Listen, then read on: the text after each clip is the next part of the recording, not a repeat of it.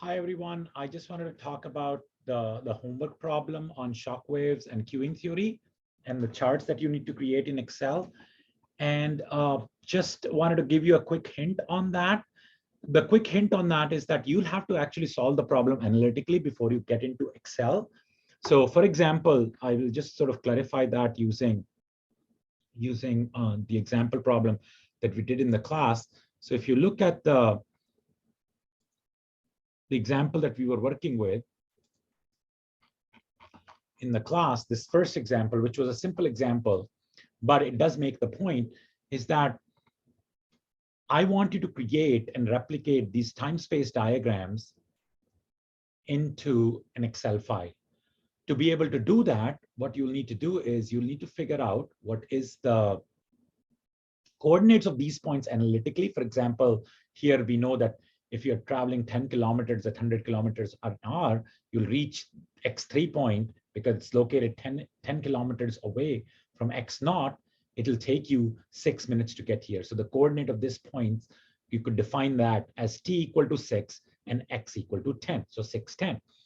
And then using the shock wave speed and where the shock wave ends, you have figured out that this point will be at 7.5 value for x, and then the t value here will be 19.5. So if you look at this 19.5 and 7.5 point, you will be able to know this point as well. So again, you'll have to solve that analytically using the shock wave speed, using this equation of this line like we did for the problem.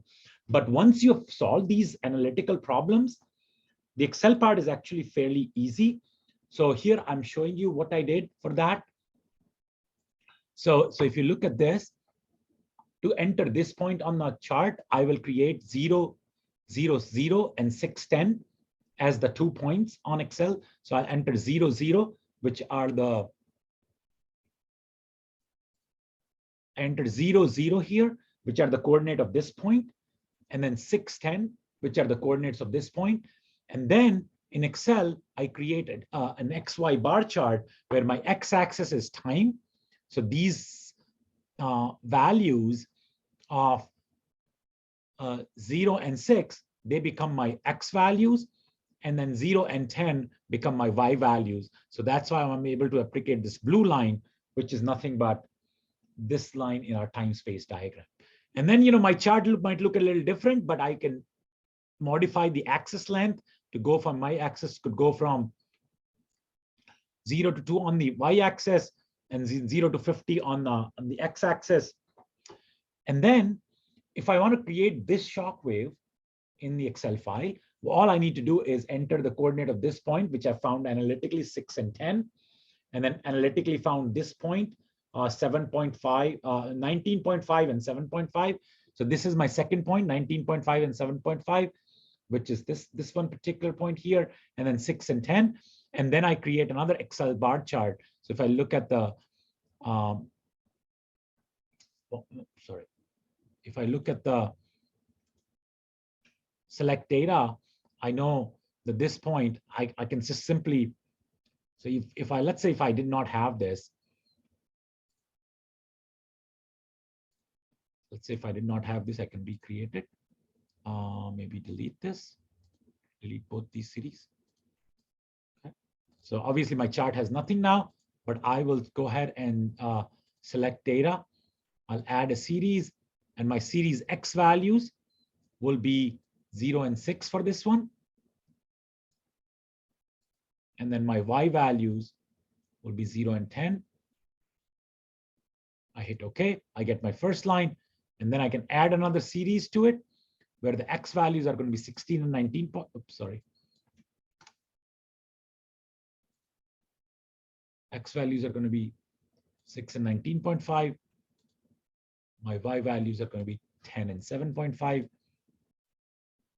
And that way I will be able to create this particular line. I can rename the series to be the first shock wave or shock wave between C and A2, whatever I want. And then that way, and then once I know these points, I can similarly recreate the second shock wave as well. The second shock wave, I know one of the points on that is 19.5 and 17.5 or 7.5. And then the other point is 10, or sorry, 28.5 and 10. And again, all of these values are being derived analytically. So I need to derive those values analytically. But now once I know that, it's just a matter of selecting data, adding a series.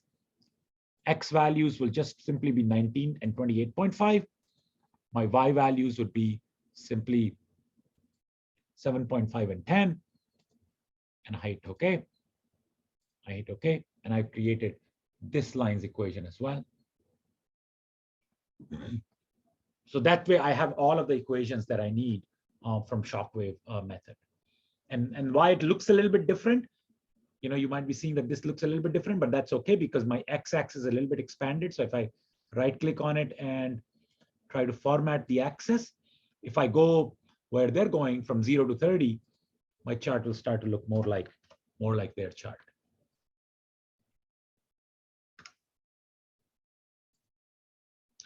So instead of 0 to 50, I have now 0 to 30. And this is just like, if you expand it.